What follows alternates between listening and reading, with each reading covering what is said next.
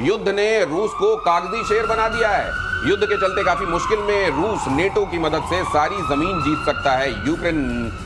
यूक्रेनी राष्ट्रपति Vladimir Zelensky से मुलाकात के बाद ट्रंप का ये बयान आया। आप जरा ये भी देख लीजिए, ये खबर भी बड़ी बड़ी गजब है।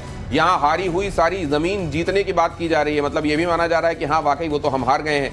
यूक्रेन युद्ध पर प्रेसिडेंट ट्रंप का ये बड़ा दावा है, युद्ध ने रूस को कागजी शेर बना दिया है। लेकिन इसके फौरन बाद पलटवार हुआ है और रशिया की तरफ से ये बयान आया है कि हम तो भैया शेर हैं ही नहीं, हम तो भालू हैं, और इस भालू ने तुमको जितना शुरू से परेशान किया है उसको भूलो मत।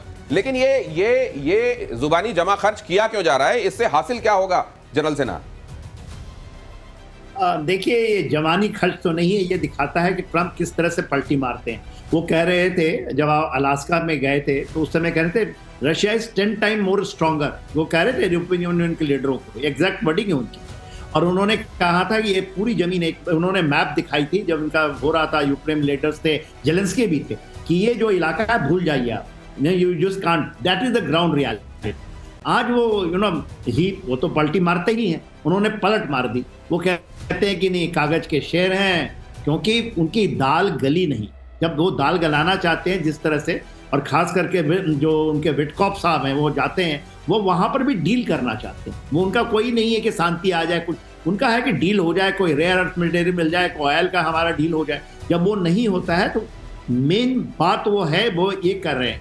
अभी वो क्या कहते हैं कि आप मतलब वो नहीं आएंगे, अमेरिका नहीं आएगा, यूरोपियन नेटो लड़ेगा, और यदि वो मदद करता है तो ये पूरी जो हारी हुई जमीन है वो ले लेंगे। तो इतनी ज्यादा पलटी सी in geopolitics, this type of, आज के दिन में जो हम देखते हैं कि leaders they should be predictable, but जो डोनाल्ड ट्रम्प है इज नॉन प्रेडिक्टेबल। एक ही चीज प्रेडिक्टेबल है कि वो नॉन प्रेडिक्टेबल है। यही चीज एक प्रेडिक्टेबल है जो हम कह सकते हैं गारंटी के साथ कि कोई उनकी बातों को कोई उसका वैल्यू ही नहीं रहा, जीरो वैल्यू है सुपर पावर का। लेकिन ये अब इस स्टेटमेंट के बाद रशिया यूक्रेन कॉन्फ्लिक्ट में इससे कोई फर्क पड़ता है या वो वैसे ही चलेगा? ये स्टेटमेंट ऐसे होते रहे? जुलाई में क्या स्टेटमेंट दी थी ट्रंप ने? 50 डेज दिए थे उन्होंने रशिया को। उसके बाद क्या हुआ? जैसे ही प्रेशर पड़ा यूरोपियन देशों से, उन्होंने कहा 10 से 12 दिन। उसके बाद क्या हुआ? आज तक उन्होंने कोई एडिशनल स्टेप लिया है रशिया के अगेंस्ट? अब उन्होंने 1 महीना दिया है। उनसे पूछा गया क्या रशिया के साथ आपके रिलेशंस कैसे, तो उन्होंने कहा 1 महीने के बाद बताऊंगा। मतलब 1 महीने तक उनको यह नहीं पता कि रशिया उनका दोस्त है कि दुश्मन है। तो वो कर क्या रहे? वो स्ट्रेटेजिक पॉलिसी क्या है उनकी? और साथ में जब वो ये कहते हैं कि मैं ये जो स्टेटमेंट्स देते हैं, अब तो यूरोप ने भी विश्वास करना बंद कर दिया।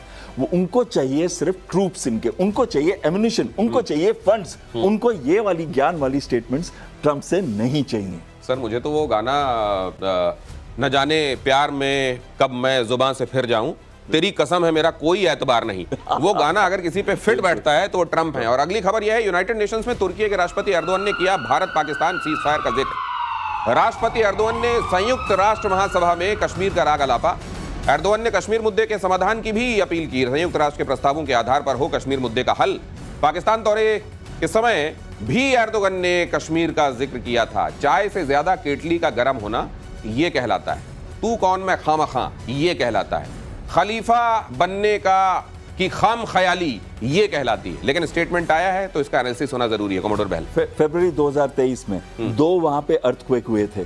उस सबसे पहले किसने वहां पे जाके 60,000 लोग मरे थे उसके अंदर? ऑपरेशन दोस्ती। ऑपरेशन दोस्ती में किसने सबसे ज्यादा दिया था? हिंदुस्तान ने, भारत ने दिया था। तो उसके बाद और उसके ही पीठ के पीछे आप चाकू मार रहे हैं। और दूसरी बात क्या कहते हैं इसको, एहसान फरामोशी? एहसान फरामोशी। उसके बाद क्या हुआ? उन्होंने एक यूएन जनरल असेंबली में कश्मीर का नाम या मुद्दा नहीं उठाया।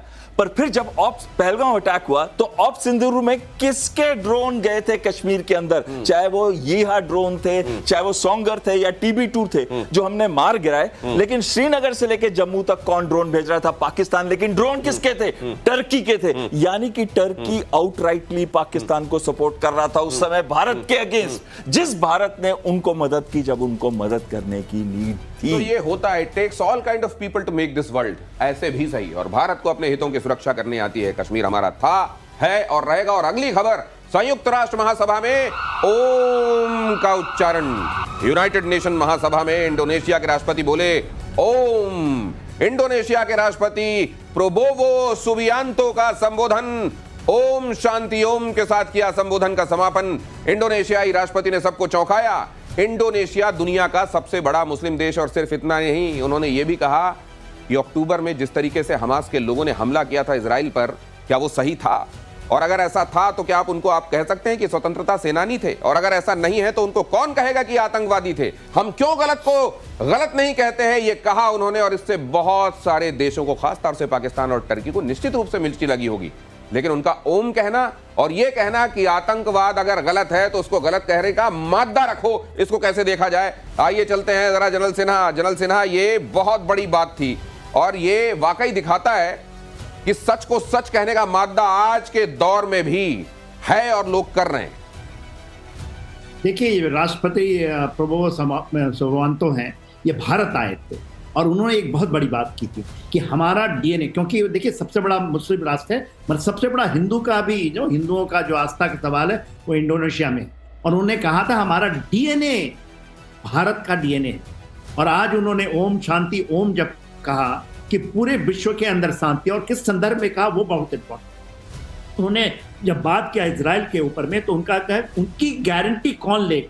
हम टू नेशन थ्योरी की बात में मैं समर्थन कर दूंगा, मगर सबसे बड़ा इजराइल की सिक्योरिटी गारंटी क्यों नहीं? और क्यों नहीं हमास जो एक टेररिस्ट स्टेट है, he should be also declared as a terrorist state. एक चीज बोलना तो देखिए, ऐसे लीडर चाहिए पूरे विश्व में। यदि आप देखें दिनेश जी, ऐसे लीडर चाहिए, and he is from army background. सबसे अच्छी मुझे लगती है, he has been a general. तो यदि इनकी जो सच्चाई, उस आत्मा की सच्चाई बोलती है, जब इन्होंने ऐसी बात धरती से कही, और ओम शांति ओम, मुस्लिम हो करके, और दुनिया का सबसे बड़ा देश है। सर, अब मुझको थोड़ा रश थ्रू करना पड़ेगा क्योंकि कई खबरें बाकी हैं और अभी टाइम मेरे पास बहुत कम है। सर 30 सेकंड में आप अपनी बात कहिए प्लीज। इजराइल के साथ उसके औपचारिक कोई भी संबंध नहीं है, डिप्लोमेटिक संबंध नहीं है, और उन्होंने कहा है जब तक टू स्टेट नहीं बनता, जब तक इंडिपेंडेंट पैलेस्टीन नहीं बनता, तब तक वो इजराइल को समर्थन नहीं देंगे। लेकिन इजराइल की सिक्योरिटी भी जरूरी है, ये उन्होंने कहा। इजराइल के सिक्योरिटी कंसर्न को समझना पड़ेगा। अगर सिक्योरिटी कंसर्न रशिया के भी समझ लिए जाते तो फिर रशिया यूक्रेन क्यों होता? बहरहाल यूक्रेन के ज़ेपोरिज़िया में क्या हुआ है? धमाका हुआ है। रूसी ड्रोन के अटैक में 5 ब्लास्ट। ज़ेपोरिज़िया रणनीतिक तौर पर काफी अहम। ज़ेपोरिज़िया में यूक्रेन का न्यूक्लियर पावर प्लांट, और अब तो हमारे तमाम दर्शक भी ये बात समझ ही गए हैं कि ज़ेपोरिज़िया रणनीतिक रूप से क्यों महत्वपूर्ण है और यहां पर होने वाला ब्लास्ट क्यों पूरी दुनिया का दिल धड़काता है। यह हमेशा से एक अंदेशा बना रहा है कि वहां न्यूक्लियर पावर प्लांट में कहीं ऐसा तो नहीं हो जाएगा कि लड़ाई में कुछ ऐसा हो जाए कि वहां ब्लास्ट हो जाए और रेडिएशन वाला खतरा चेरनोबिल जैसा कुछ हो जाए। ये अंदेशा हमेशा से बना हुआ है, लेकिन ये विस्फोट भी रुक नहीं रहे हैं। कॉमोडोर बहलवाल जल्दी से। बिल्कुल, एक दिन पहले 23 सितंबर को उन्होंने वहां पे ब्लैकआउट कर दिया था। ब्लैकआउट की वजह से जो न्यूक्लियर रिएक्टर है उसकी कोर को कूल नहीं किया जाता, क्योंकि काफी देर तक वो डीजी पे नहीं चल सकती है। अब रशिया का भी हमला हो गया इसके अंदर। ये बड़ी कॉम्प्लिकेटेड सिचुएशन है। 400 किलोमीटर का जो एरिया है वो रशिया के पास है, पर ज़ेपोरिज़िया शहर जो है वो उनके पास है, यूक्रेन के पास। लास्ट चीज मैं कहना चाहता हूं, जो न्यूक्लियर पावर प्लांट है वो रशिया के कंट्रोल में है, और रशिया उधर फियर क्रिएट करना चाहता है इनके ऊपर कि आप इस पे हमला ना करें, न्यूक्लियर पावर प्लांट पे हमला ना करें। तो ये हमले किए गए। और यूक्रेन ने दिखाई नई अंडर वाटर ड्रोन आर्मी। काला सागर में रूस की मुसीबत बढ़ी। यूक्रेन ने अपने चोलोका ड्रोन को किया पब्लिक। कीव में डिफेंस प्रदर्शनी में दिखा चोलोका, रूस का नया अंडर वाटर ड्रोन। क्या रूस के लिए वाकई परेशानी पैदा कर सकता है? 2000 किलोमीटर दूर तक पानी के नीचे हमला करने में यह सक्षम है। हाथी के दांत हैं या वाकई रशिया को इससे कोई फर्क पड़ेगा? जनरल सिन्हा, ये एक प्रूवन इनका अंडर वाटर ड्रोन है, और इसकी रेंज 3 तरह के हैं। ये 200 किलो, 200, 400 और आपने जैसे 2000। तो ये एक बहुत बड़ी चीज है। और देखिए उनके ड्रोन्स, जो अंडर वाटर ड्रोन्स हैं, इट इज वर्किंग।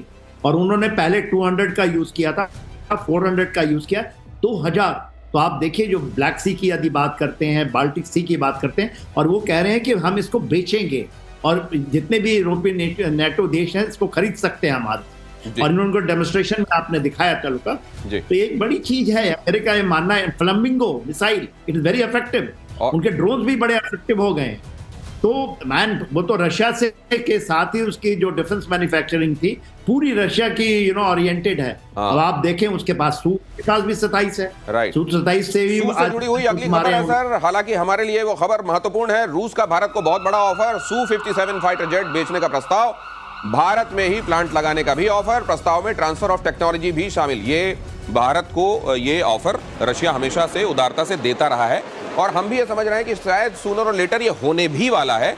ये इसको लेकिन रीटरेट करने के पीछे वजह क्या है? देखिए 12 स्क्वाड हमारे जाने वाले हैं अगले 10 साल के अंदर, तो हम 29 अब हैं। 2 स्क्वाड मिग 21 के अभी रिटायर हो रहे हैं 26 सितंबर को, तो 29 स्क्वाड में से 12 गए तो सिर्फ हमारे पास 17 स्क्वाड रह जाते हैं। और उसके बाद 3-4 स्क्वाड अगर हम LCA Mark 1A के भी ले लें तो भी हम पाकिस्तान के आसपास ही पहुंच रहे हैं। तो ये बहुत जरूरी है कि शॉर्ट गैप में हम कुछ ऐसे जहाज लें, और पाकिस्तान लेना चाहता है J-35। आएगा कि नहीं आएगा इस टाइम पीरियड के अंदर, 2030 तक पर तो आ ही जाएगा। तो उस गैप के अंदर हमें जरूरी है 5th जनरेशन फाइटर। अगर हम रफाल लेते हैं वो सोर्स कोड नहीं सर, देते। लेकिन इसके साथ जो दूसरी जुड़ी हुई चीजें हैं, काटसा वाला डर है या तमाम दूसरा अमेरिका वाला, इसी वजह से सर ये टाइमिंग गवर्नमेंट ऑफ इंडिया बहुत समझदार है। वो ये डिले कर रही है इसको डिसीजन लेने में, ताकि जब तक हमारे 25+25 का इशू रिजॉल्व ना हो जाए, और हो सकता है रशिया वॉर भी, यूक्रेन वॉर भी खत्म हो जाए, फिर वो Su-57 हमको दिलवाएगी। और इसी नोट पर अगली खबर यह कि फिलिस्तीन की मान्यता पर इटली के पीएम ने रखी नई शर्त। संयुक्त राष्ट्र महासभा में बोली जॉर्जिया मेलोनी, शर्तों के पूरा होने के बाद ही फिलिस्तीन को मान्यता। पहली शर्त, सभी इजरायली बंधकों को रिहा करना होगा। हमास को किसी भी सरकारी भूमिका से बाहर रखा जाए। मेलोनी ने यह भी कहा, मैं फिलिस्तीन को मान्यता देने के खिलाफ नहीं हूं। इजराइल के बजाय हमास पर डाला जाए अंतर्राष्ट्रीय दबाव। क्या बात कही है सर, ये हुई ना बात। ये प्रैग्मेटिज्म बाकी लीडर्स में क्यों दिखाई नहीं दे रहा यूरोप के? देखिए बाकी लीडर्स जो है उनकी अपने देश के अंदर, जैसे मेलोनी के भी अपने देश के अंदर इतने सारे प्रोटेस्ट हो रहे हैं, चाहे वो पैलेस्टीनियन या मुस्लिम एलिमेंट्स के ही एनकरेजमेंट पे हो रहे हैं, लेकिन हो रहे हैं। और मैंने आपको कल भी बताया था परसों कि मैं खुद यूरोप में मैंने ये प्रोटेस्ट देखे। लड़कियां अपने हाथ में लेके घूम रही हैं और बोल रही हैं कि गाजा पे जो हो रहा है नरसंहार उसको बंद किया जाए। तो बाकियों को अपने इलेक्शन की जरूरत है। बाकी अपने इलेक्शंस और वो देख रहे हैं कि वो बेशक उनके खिलाफ ही सही, लेकिन उनको आगे वोट की जरूरत है, इसलिए ऐसा कर रहे हैं। लेकिन कई जगहों पर यही वोट बैंक पॉलिटिक्स किसी जगह के लिए कर्ज बन जाती है। बहुत धन्यवाद सर, जनरल सेना आपने ज्वाइन किया, हमको बहुत धन्यवाद। For more of such videos do like, share and subscribe to ET Now Swadesh।